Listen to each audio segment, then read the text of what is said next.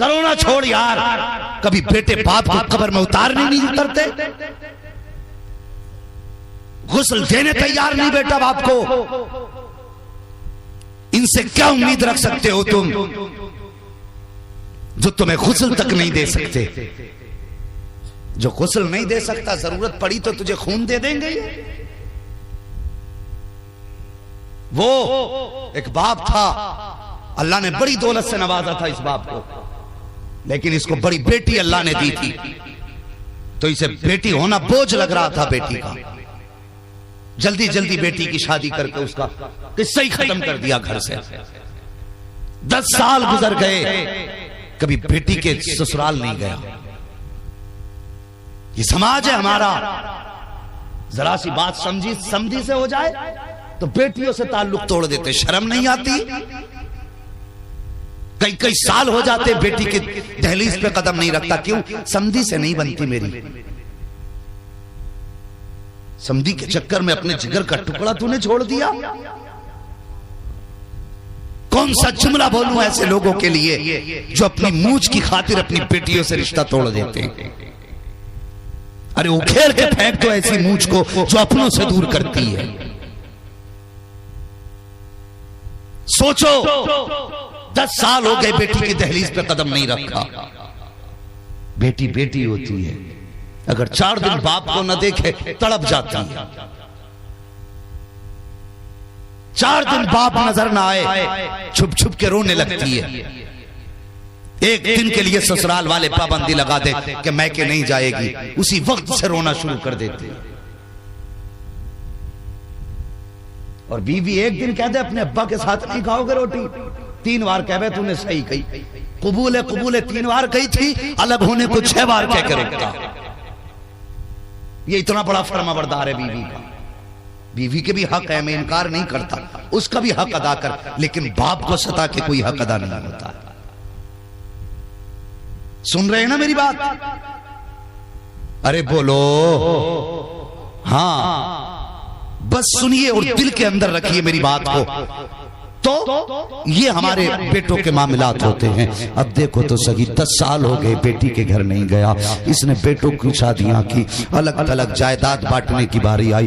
4 بڑی بڑی میلیں تھیں, بڑی بڑی میلیں 4 تھی. اس نے چاروں بیٹوں کو ایک ایک میل دے دی, چاروں بیٹوں کے جائیداد نام کر دی, لیکن بیٹی کو کچھ نہ دیا اور 10 سال سے اس کے دروازے پہ بھی نہیں گیا. اتفاق دیکھیے, مرضی قدرت کی کہ درد اٹھا پیٹ میں. جب پیٹ میں درد اٹھا اس کے, ڈاکٹر کے پاس لوگ لے کر کے گئے. ڈاکٹر نے چیک اپ کیا, چیک اپ کے بعد ڈاکٹر کہنے لگا کہ تمہارے گردے فیل ہو چکے ہیں, اب تمہاری زندگی کا وقت کم رہ گیا ہے, کا کوئی راستہ ہوگا علاج کر. اس نے کہا علاج سے ٹھیک نہیں ہوں گے بلکہ گردے بدلے جائیں گے. جیسی اتنی بات کہی, دولت والا تھا, پیسے والا تھا, گھمنڈ تھا اپنی امیری پہ. کہنے لگا ڈاکٹر جتنا پیسہ چاہیے اتنا پیسہ لے لے, جلدی سے دوسرے گردوں کا انتظام کر دے. گردوں کا بھی اپنا ایک قانون ہے, ہر کسی کا گردہ نہیں پڑا کرتا ہے. جب کوئی اپنا گردہ دیتا ہے تبھی گردہ کام کیا کرتا ہے. یہ گردے کا اپنا اصول ہوتا ہے. ڈاکٹر نے کہا تھا کہ کوئی بھی گردہ دے گا تجھے شفا نہیں ملے گی, تجھے فائدہ تبھی ہوگا جب تیرا کوئی اپنا گردہ دے گا. جب اس نے اپنے کی بات سنی, بڑا گھمنڈ تھا 4 بیٹوں پہ. اسے لگ رہا تھا میں نے ان کے 4 بیٹوں کے میلے نام کی ہیں, پوری زندگی بیٹوں کے نام کر دی. اس نے بیٹوں کو بلایا اور بلا کے کہا تھا بیٹے مجھے ایک گردے کی ضرورت ہے, میں کچھ دن دنیا میں جینا چاہتا ہوں, میرے بیٹے مجھے ایک گردہ دے دو. جب اتنی بات بیٹے نے سنی ہے, کہنے لگا تمہاری زندگی تو کٹ گئی, ہم اپنا گردہ دے کر کے اپنی زندگی کیوں برباد کریں. یہ کہہ کے بیٹے نے گردہ دینے سے انکار کر دیا.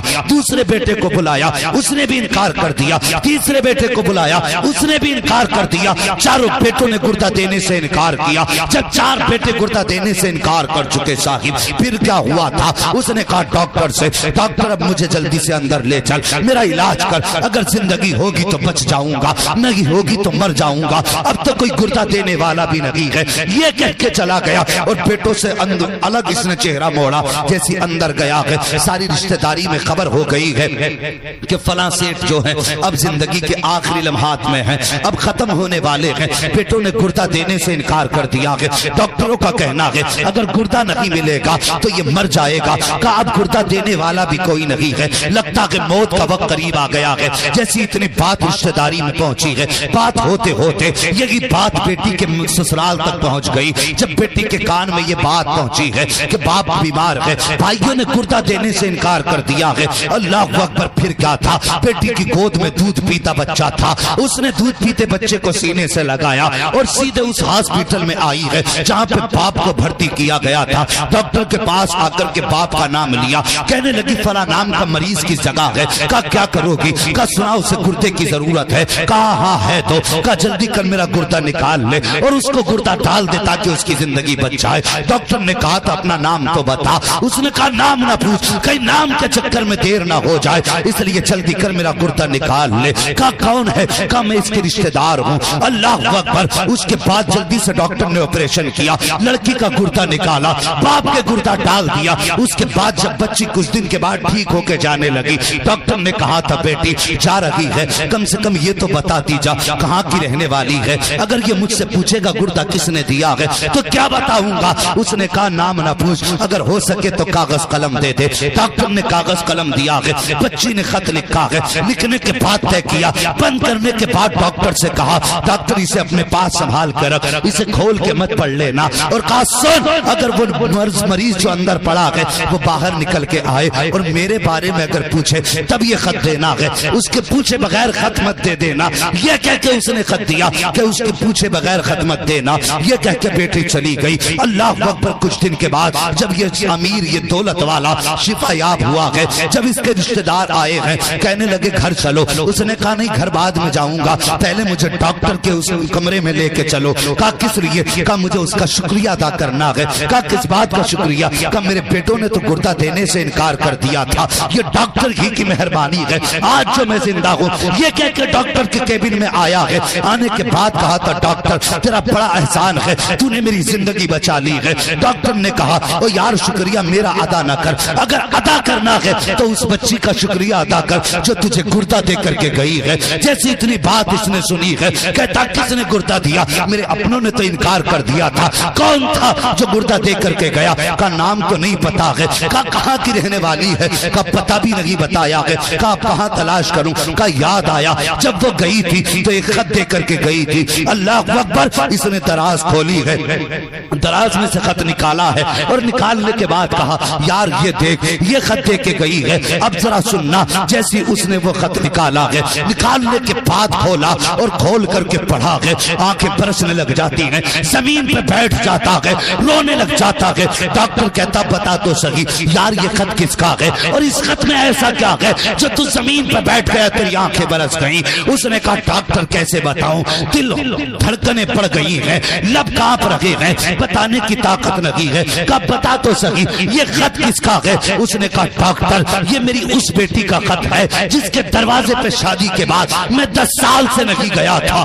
اللہ اکبر. کہا کیا لکھا ہے خط میں؟ کہا کیا بتاؤں؟ کہا پڑھ کے سنا خط میں کیا ہے. تب اس نے خط پڑھنا شروع کیا تھا. بچی نے لکھا تھا بسم اللہ الرحمن الرحیم, اے میرے باپ ایک مجبور بیٹی کا سلام, ناراض باپ کی بارگاہ میں قبول ہو. اس کے بعد نیچے لکھا تھا اے میرے باپ میرے نکاح کو 10 سال ہو گئے ہیں, 10 سال ہو گئے مجھے سسرال آئے ہوئے, تم 10 سال سے میری دہلیز پہ نہیں آئے ہو. میرے باپ مجھے یہ نہیں پتا ہے کس بات سے تم ناراض ہو, مجھے یہ بھی نہیں پتا میری خطا کیا ہے. بابا مجھے یہ بھی نہیں پتا میرا قصور کیا ہے, لیکن اتنا جانتی ہوں 10 سال گزر گئے تیرا انتظار کرتے کرتے لیکن تم نہیں آئے ہو. کہا بابا جب عید کا چاند نظر آتا ہے دنیا چاند دیکھنے کے لیے چھت پہ چڑھا کرتی ہے, لیکن تیری بیٹی جب عید کا چاند دیکھنے دنیا چھت پہ جاتی ہے تو تیری بیٹی دروازے پہ آ کے کھڑی ہو جاتی ہے اور اس امید میں کھڑی ہوتی تھی شاید اس بار میرا باپ آتا ہوگا, شاید اس بار میرا باپ آتا ہوگا.